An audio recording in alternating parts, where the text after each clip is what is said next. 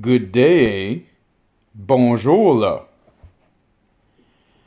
Today I want to go into something really interesting with you guys. Aujourd'hui, je vais faire vraiment quelque chose d'intéressant avec vous autres. I want to look at the evolution of the French language and what pertains to the circumflex accent. Je veux regarder l'évolution de la langue française en ce qui a trait à l'accent circonflexe. It's a complicated story, but I'll try and condense it for you. Donc, c'est une histoire compliquée, mais je vais essayer de vous condenser ça. Basically, the circumflex accent started appearing in the French language in publications around 1560. Donc, en gros, l'accent circonflexe a commencé à apparaître dans des publications de langue française autour de 1560. And then it became widely used in the 18th century. Après ça, c'est devenu très largement utilisé dans le 18e siècle. Now, linguists are trying to understand what came first. Les linguistes essaient de comprendre ce qui est venu en premier. But the mainly official position is that some words had started softening out the S sound in the vocabulary, the spoken vocabulary of the French language. Donc, la version la plus acceptée, c'est que il y a certains mots en langue française qui avaient commencé à s'adoucir et à éliminer le son du S prononcé dans le milieu du mot en langue française. Some would argue that the circumflex accent was created to do that, and others would say that it was created to adapt to that new reality. Donc, il y en a qui pensent que l'accent circonflexe a été créé afin de faire ça, puis il y en a d'autres qui nous disent que non, l'accent circonflexe a été créé afin que le français écrit soit adapté à cette nouvelle réalité qui apparaissait à ce moment-là. OK, donc, les linguistes s'astinent un peu à propos de ça. Ils ont un peu de discussions à propos de ça, des conversations, mais la version la plus officiellement acceptée, c'est que vraiment, l'accent circonflexe a été créé pour s'adapter à une évolution de prononciation en langue française. So they do argue amongst themselves, the linguists, about this, but the most accepted version of it all is that the circumflex accent was created in the French language to adapt to evolving ways of pronouncing words. OK? Vous me suivez à date? J'espère que j'ai rendu ça simple à comprendre. So I hope you're following me because I hope I've made this easy to understand. So words like hospital, donc des mots comme hospital became hôpital. So basically what happens is that the S that's right after the vowel in hospital was replaced by the circumflex accent over the vowel O, and it becomes hôpital. Donc, ce qui arrive dans le fond, c'est que le S qui était après la voyelle O dans hôpital, donc la consonne S, a été remplacé par l'accent circonflexe au-dessus du O dans hospital pour devenir hôpital. So that consonant S is removed and replaced by the circumflex accent over the vowel that precedes it. Donc la consonne S disparaît et est remplacée par l'accent circonflexe qui est placé au-dessus de la voyelle O qui précédait ce S en question. But the funny thing is, in a word like hospital, hôpital, la chose drôle, c'est dans un mot comme hospital, hôpital, où le S a disparu, where the S disappeared. Well, you have adjectives that come from that word that the S has remained. So there are adjectives that come from that word where the S has remained. Like centre hospitalier. Vous avez compris en français quand j'ai dit ça? Donc, centre hospitalier, l'adjectif hospitalier, ben le S est demeuré. So for the adjective of centre hospitalier, the word hospitalier becomes an adjective there. It's a hospital center. Well, the S has remained. And in another word that has hospital for its root, hospitality. Et dans un autre mot qui a le mot hôpital en tant que racine, hospitalité. So in hospitality, again, the S has remained. Donc, dans le mot hospitalité, le S est demeuré. There's another perfect example of that when we look at the word vêtement. Donc, vous m'avez compris, quand on regarde le mot vêtement, c'est un autre exemple parfait de ça. Fait que ça s'était adouci, vêtement, au lieu de vêtement. It had softened out. Instead of vêtement, it became vêtement. But, if you say a code of dressing in French, it's un code vestimentaire. Donc, vous m'avez compris, pour le code vestimentaire, ben le S est resté. So the S has remained there. Try and understand that. Essayez de comprendre ça. So, vêtements, donc vêtements, and et code vestimentaire. And for the word vest, which is exactly the same in French as in English, and the English word came from French, by the way. Donc, pour le mot veste, comme j'expliquais aux anglophones, qui est exactement pareil en français et en anglais, et le mot en anglais est venu directement du français d'ailleurs. Veste, le S est resté encore. So in the word veste, in French, the S has remained. But it comes from the same root word as vêtement, the old word vêtement. Donc ça vient de la même racine. Vêtement, vestement anciennement.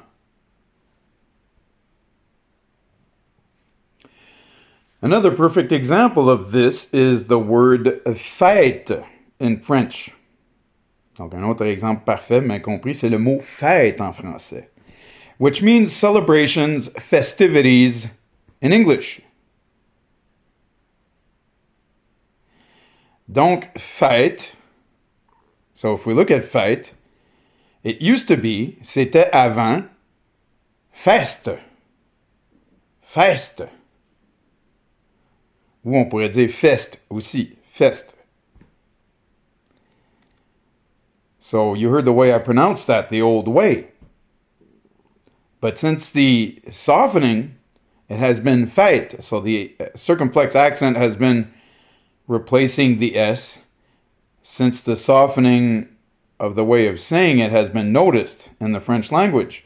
Donc, l'accent circonflexe remplace le S depuis qu'on a remarqué que les gens avaient adouci la façon de dire le mot feste ou feiste pour devenir fête ou fête, dépendant où on reste dans la francophonie.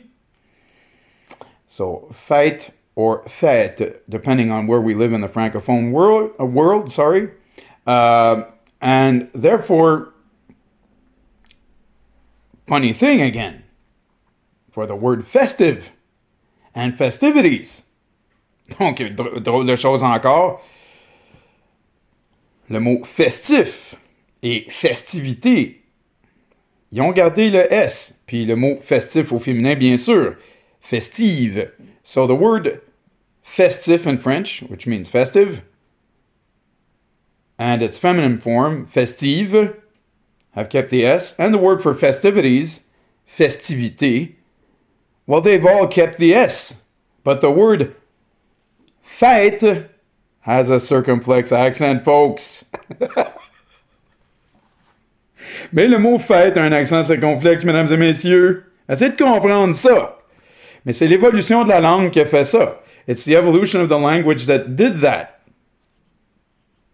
And again, I'm sorry for the blunders there when I speak. It happens again. I just had coffee again, as I explained the other day.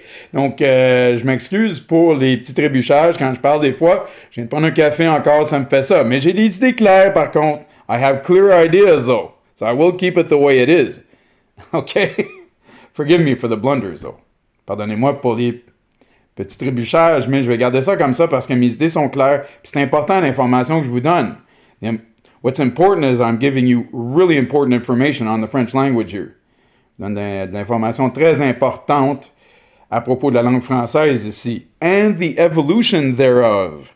Et de son évolution. Okay? Now, there are many other words.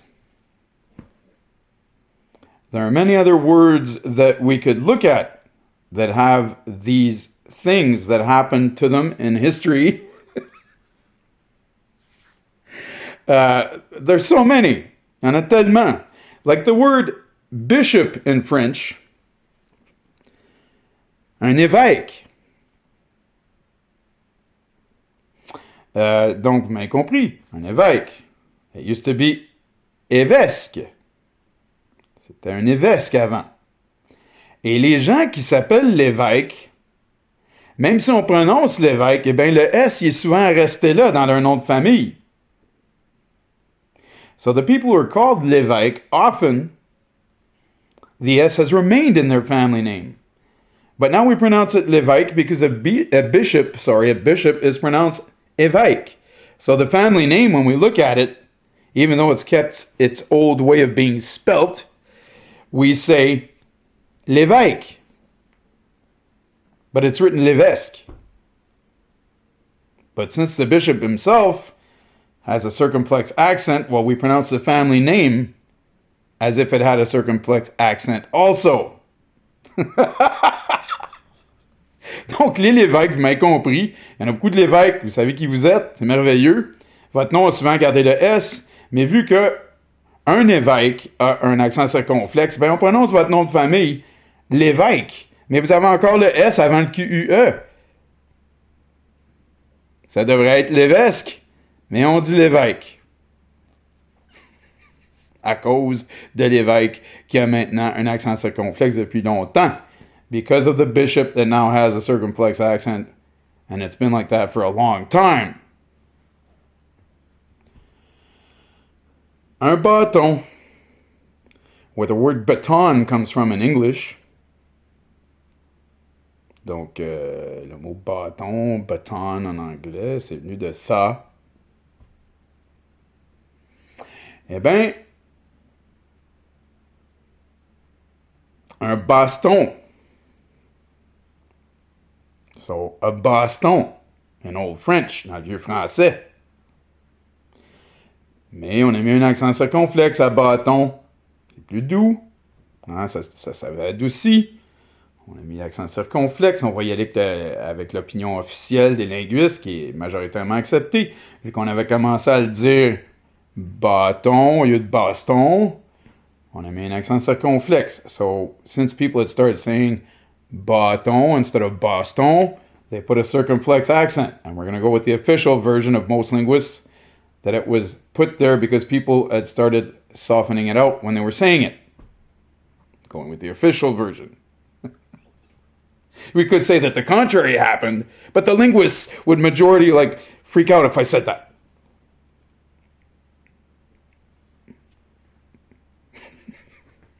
On pourrait dire que c'est le contraire qui est arrivé, mais les linguistes seraient un petit peu énervés si je disais ça. Sauf les marginaux. Except for the marginals, okay? So, but, okay, let's go with the majority opinion. On y va avec l'opinion majoritaire des linguistes. Donc, bâton. Bâton, dépendant où on vit en francophonie. So, bâton, depending on where we live in the francophone world. Okay? But, If you beat up somebody with a stick, si vous battez quelqu'un avec un bâton, how is that said? Comment est-ce que ça c'est prononcé? Une bastonnade. You heard that right, vous avez bien entendu. Donc là, le S reste. Une bastonnade. Tu donnes une volée à quelqu'un qui a un bâton, là, c'est une bastonnade que tu es en train de se donner. So if you beat up somebody with a stick, you're giving him or her a bastonnade. That comes from bâton, baston. Ça vient de bâton, baston dans sa vieille forme. Bâton, circumflex accent. Bastonnade, the S stays. Donc bâton, accent circonflexe. Bastonnade, le S demeure. Oh, is it tricky, the French language? Oh, que ça joue des tours la langue française. For the native speaker like me, these are things that come naturally. But when you're learning French, these are subtleties that you have to know. Donc, pour celui qui parle français, celui ou celle qui parle français depuis sa naissance, qui est un natif de la langue française, ce sont des choses qui viennent naturellement. Mais, pour les gens qui apprennent le français, ce sont des subtilités à savoir. And I got to tell you something. The information I'm giving here can actually help even francophones to understand the evolution of our language. Et l'information que je vous donne peut même aider des francophones à comprendre l'évolution de notre langue. OK?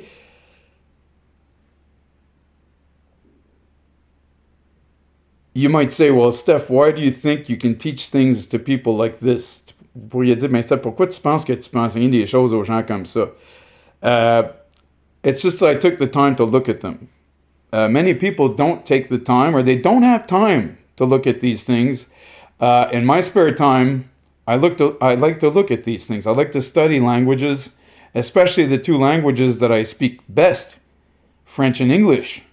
I love to study the subtleties thereof, and the history thereof, too.